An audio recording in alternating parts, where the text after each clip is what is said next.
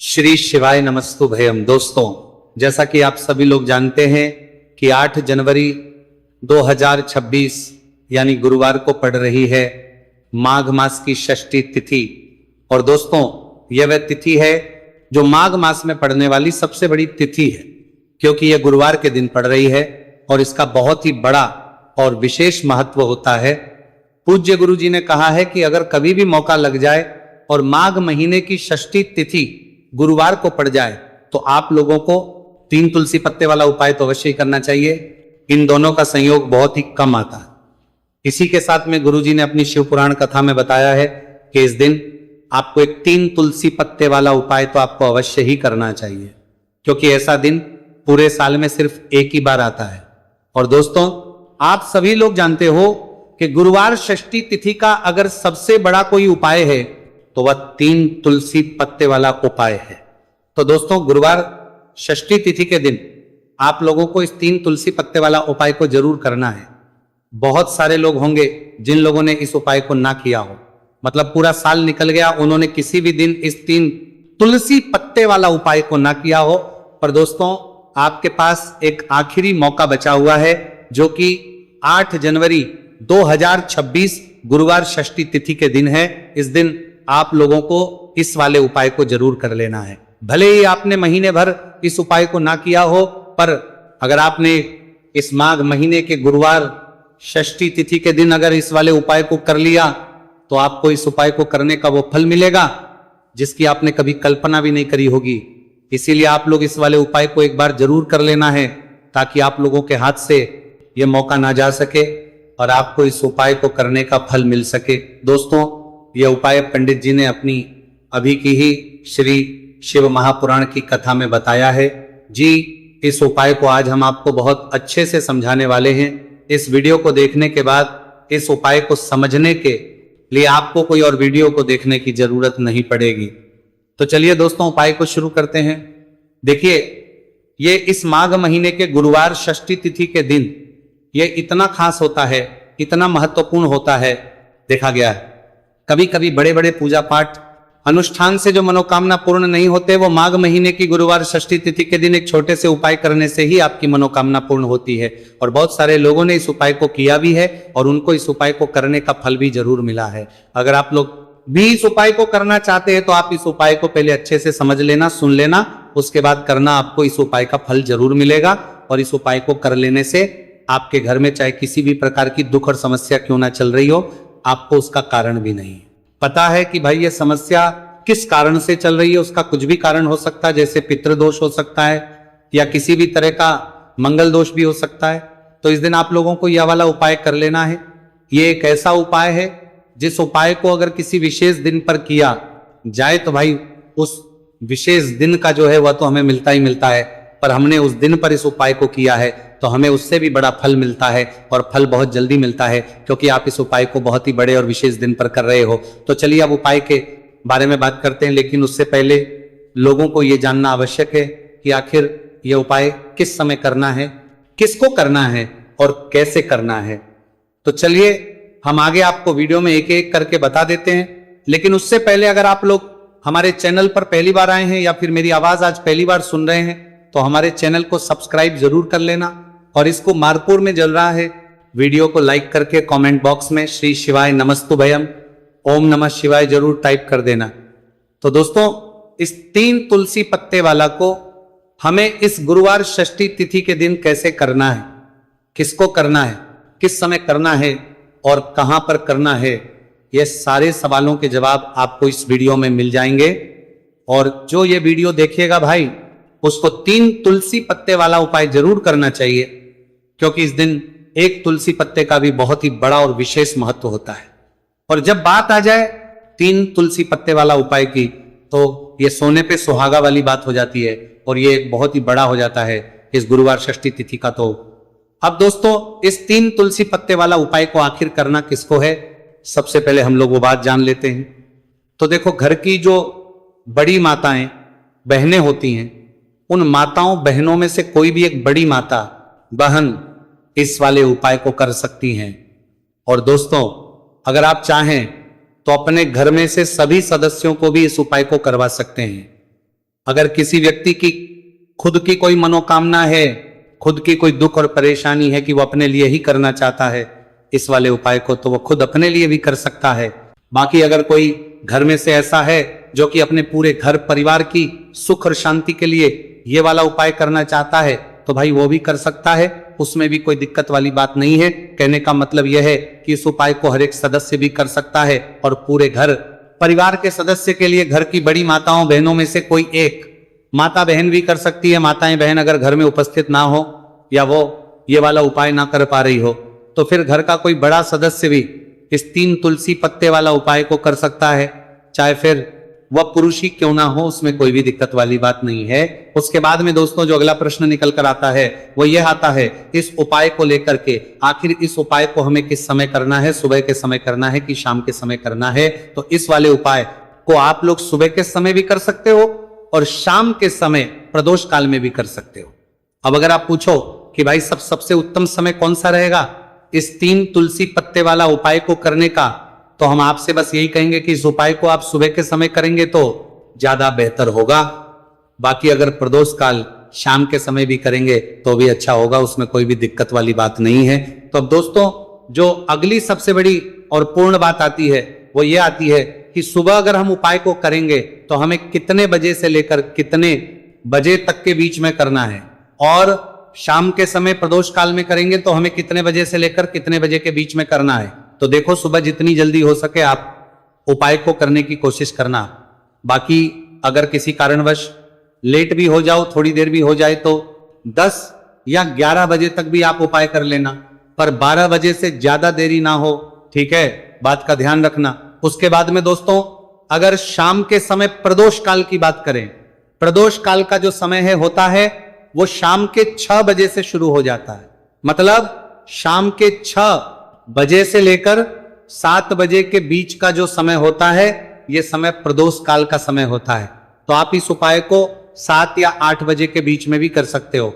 मतलब शाम के 6 बजे से रात 8 बजे के बीच में आप कभी भी इस वाले उपाय को कर सकते हो, उसमें कोई भी दिक्कत वाली बात नहीं है। तो चलिए दोस्तों जान लेते हैं सबसे पहले उपाय के बारे में, जो कि है तुलसी जी के पत्तों का बहुत ही चमत्कारिक उपाय। देखिए हम सभी के घरों में माता तुलसी का पौधा अवश्य ही होता है।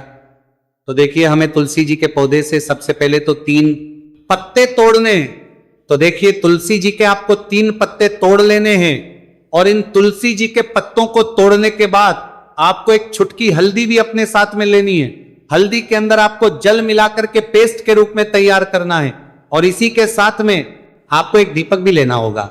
दीपक आपका भी ले सकते हैं, आटे का भी ले सकते हैं, और इस दीपक में आपको शुद्ध घी डाल करके इसमें आपको लंबी रुखी बाती का प्रयोग करना है।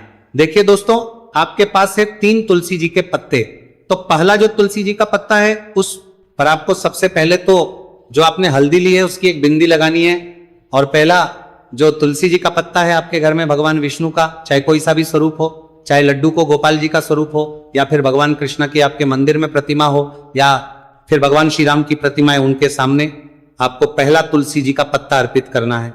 अब देखिए दोस्तों आपके पास जो 2 तुलसी जी के पत्ते हैं और आपके पास जो एक दीपक है, इन्हें आपको लेकर के पहुंचना है अपने ही घर में तुलसी जी के पौधे के पास में।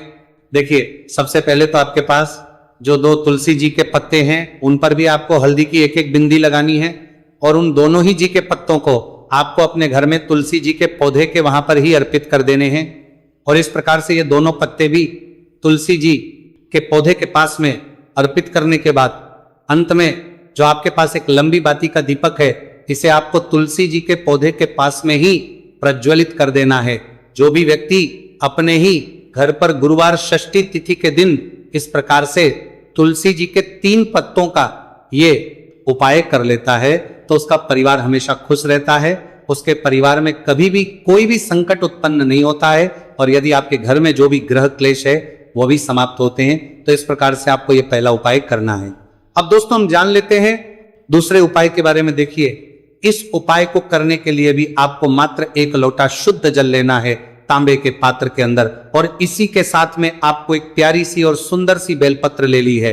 बेलपत्र है वह कहीं से भी खंडित नहीं होनी चाहिए, इस बात का ध्यान रखना है। बेलपत्र यदि आपको प्राप्त नहीं हो पाती है तो आप शिवलिंग पर चढ़ी हुई बेलपत्र को पुनः शुद्ध जल से धोकर के उसका उपयोग कर सकते हैं। देखिए, इस उपाय को आप सुबह से लेकर के शाम तक किसी भी समय में कर सकते हैं। देखिए, मंदिर पहुंचने के बाद सबसे पहले तो आपके पास जो अपनी हथेली में रखना है और आपको कुंडकेश्वर महादेव से प्रार्थना है कि मेरे शरीर में या फिर मेरे परिवार के सदस्य के शरीर में कोई भी भारी रोग हो चुका है जिसमें उसे आराम नहीं मिल पा रहा है, डॉक्टरों को लगातार दिखा रहे हैं, दवाओं का लगातार सेवन कर रहे हैं, लेकिन बीमारी में आराम नहीं मिल पा रहा है। हे मेरे कुंडकेश्वर महादेव, मुझे अपनी बीमारी में आराम दिलाने की कृपा करें। इस प्रकार से आपको कामना करते हुए ये जो एक बेलपत्र है, इसे आपको माता अशोक सुंदरी वाले स्थान पर अर्पित करनी है। देखिए, माता अशोक सुंदरी वाले स्थान पर जब भी आप ये बेलपत्र अर्पित करेंगे तो इसकी जो चिकनी साइड है वह शिवलिंग से स्पर्शलिंग करती है रहेगी, और इसको आपको इस प्रकार समर्पित करना है कि जो इसकी डंडी है वो शिवलिंग की तरफ रहेगी और इसका जो पट्टी वाला भाग है वो जलाधारी की ओर रहेगा। इस प्रकार से आपको यह एक बेलपत्री शिवलिंग पर अर्पित करनी है। इसके बाद आपके पास जो एक लोटा जल है उसे आपको सबसे पहले माता अशोक सुंदरी वाले स्थान पर अर्पित करना है। देखिए, आपको शिवलिंग के ऊपर जल अर्पित नहीं करना है, पूरा ही जल आपको धीरे धीरे जहां आपने बेलपत्र अर्पित की थी उसी के ऊपर आपको अर्पित करना है। जल को अर्पित करते समय लगातार आपको कुंडकेश्वर महादेव का स्मरण करते रहना है। देखिए, जैसे ये जल जलाधारी से होकर के बह करके आएगा तो इसे आपको थोड़ा सा किसी भी खाली पात्र में झेल ले और इस जल को आपको महादेव से यानी कि कुंकेश्वर महादेव से औषधि स्वर प्राप्त कर लेना है और इसे आपको अपने घर लेकर के आ जाना है। अब देखिए, इस जल का आपको आचमन करना है, या तो आप बीमार है तो आपको इस जल का आचमन करना है, या फिर घर का कोई भी सदस्य बीमार है तो उसे आपको कुंडकेश्वर महादेव का स्मरण करवाते हुए इस जल का आचमन करवा देना है। पूज्य गुरु जी ने बताया है कि जो भी व्यक्ति इस उपाय को 5 दिन 60 दिन इस प्रकार से कर लेता है तो उसकी जो बड़ी से बड़ी बीमारी है वह समाप्त होती है। देखिए, अब हम जान लेते तीसरे उपाय के बारे में। देखिए, ये जो उपाय है विशेषकर उन लोगों को करना चाहिए जो बहुत ही अधिक बीमार पड़ते हैं, यानी कि आपके घर में जितनी भी कमाई होती है वो सभी बीमारी में खर्च हो जाते हैं, या फिर आपके घर में ऐसा कोई भी व्यक्ति है जो बहुत अधिक गुस्सा करता है, जिससे बहुत ही अधिक क्लेश आता है, तो उसके लिए भी आप ये उपाय कर सकते हैं। तो देखिए, इस उपाय को करने के लिए आपको गिन करके गुड़ के 60 टुकड़े लेने हैं। गुड़ के आपको 7 टुकड़े लेने हैं। देखिए, आपके घर में जो व्यक्ति बहुत अधिक बीमार रहता है या फिर कोई व्यक्ति बहुत अधिक गुस्सा करता है, तो आपको ये जो 7 गुड़ के टुकड़े हैं अपने सीधे हाथ में रखना है और उस व्यक्ति के ऊपर से आपको घड़ी की दिशा में 7 बार सर से लेकर के पैर तक उतार लेने हैं, यानी कि उस व्यक्ति के सर से लेकर के पैर तक आपको इन गुड़ के टुकड़ों को 7 बार घड़ी की दिशा में घुमा लेना है। अब देखिए, इन गुड़ के टुकड़ों को बार घुमाने के बाद आपको लेकर के सीधे पहुंचना है भगवान शिव के मंदिर में। आपके घर में यदि शिवलिंग है तो वहां पर भी आप इस उपाय को कर सकते हैं, या फिर मंदिर में भी इस उपाय को कर सकते हैं। अब देखिए, आपके हाथ में जो 7 गुड़ के टुकड़े थे जिन्हें आप मंदिर लेकर के आए थे, उन्हें आपको शिवलिंग के ऊपर रखना नहीं है, केवल शिवलिंग के ऊपर आपको 7 बार घुमाना है। और जब भी आप ये गुड़ के टुकड़े घुमाएंगे तब आप कल्याण शवार महादेव का बहुत ही सुंदर सा नाम लेना है। गुड़ के टुकड़ों को इस प्रकार से घुमाने के बाद आपको महादेव से प्रार्थना करनी है कि हे मेरे महादेव, कि ये जो मेरे परिवार का व्यक्ति है बहुत अधिक बीमार रहता है, बहुत अधिक गुस्सा करता है, क्रोध करता है, हमेशा चिड़चिड़ा रहता है, आप इसकी इस प्रकार की जो समस्याएं हैं उन्हें दूर करें। और इसके बाद आपको ये जो गुड़ के टुकड़े हैं 7, इन्हें अपने घर लेकर के आ जाना है और एक एक गुड़ का टुकड़ा आपको प्रतिदिन जो व्यक्ति बीमार है या फिर जो बहुत अधिक गुस्सा करता है उसे खिला देना है। उस व्यक्ति का जो भी क्रोध है, गुस्सा है, वो हमेशा के लिए शांत हो जाएगा। इस प्रकार से आपको यह उपाय करना है। अब दोस्तों, हम जान लेते हैं चौथे विशेष और अंतिम उपाय के बारे में। देखिए, इस उपाय के लिए भी आपको मात्र 1 लोटा शुद्ध जल लेना है तांबे के पात्र के अंदर। अब देखिए, इसी के साथ में आपको 1 चुटकी हल्दी लेना है, आपको जो है वो पीसी हुई लेनी है, और इस हल्दी के अंदर आपको थोड़ा सा जल मिला करके एक पेस्ट के रूप में तैयार कर लेना है। अब देखिए, इसी के साथ में आपको एक दीपक ले लेना है। दीपक आप चाहें तो मिट्टी का भी ले सकते हैं, शुद्ध आटा बनकर उसका भी दीपक तैयार कर सकते हैं। इस दीपक के अंदर आपको लंबी रुखी बाती का प्रयोग करना है और दीपक के अंदर आपको शुद्ध घी का प्रयोग करना है। इस प्रकार से आपको एक दीपक भी तैयार कर लेना है। देखिए, ये उपाय विशेषकर उन लोगों को करना है जिनकी कोई भी ऐसी मनोकामना है जो अभी तक परिपूर्ण नहीं हो पाई है। उन्होंने कई प्रकार के व्रत कर लिए हैं, कई प्रकार के उपाय कर लिए हैं, कई प्रकार के टोटके कर लिए हैं, मनोकामना परिपूर्ण नहीं हो पाई है।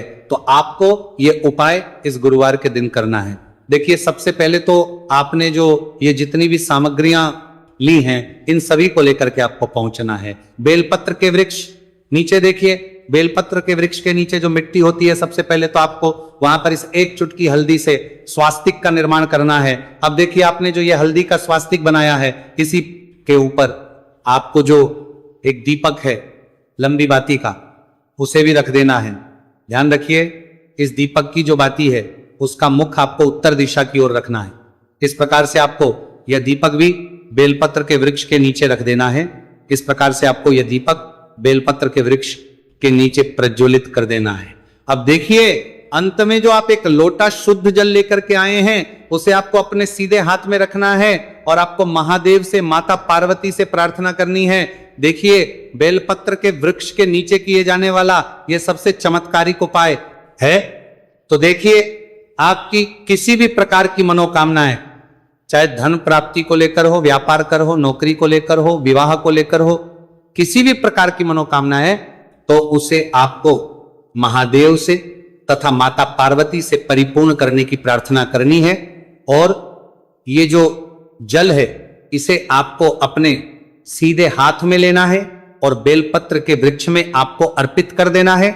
ये जो जल है, इसे आपको 7 बार में ही बेलपत्र के वृक्ष में अपने सीधे हाथ की हथेली से अर्पित कर देना है। देखिए, गुरुजी ने बताया है कि जो भी व्यक्ति इस उपाय को इस प्रकार से गुरुवार षष्ठी तिथि के दिन या फिर आने वाली पूर्णिमा या फिर नवमी की तिथि पर कर लेता है, तो महादेव और माता रानी की कृपा से उसकी जो भी मनोकामना है वह निश्चित ही परिपूर्ण हो जाती है। तो दोस्तों, ये थे पूज्य गुरुजी द्वारा बताए गए कुछ बहुत ही खास उपाय। अगर आपको जानकारी अच्छी लगी हो तो वीडियो लाइक करिएगा। मिलते हैं फिर एक नई वीडियो के साथ। श्री शिवाय, नमस्तुभयम।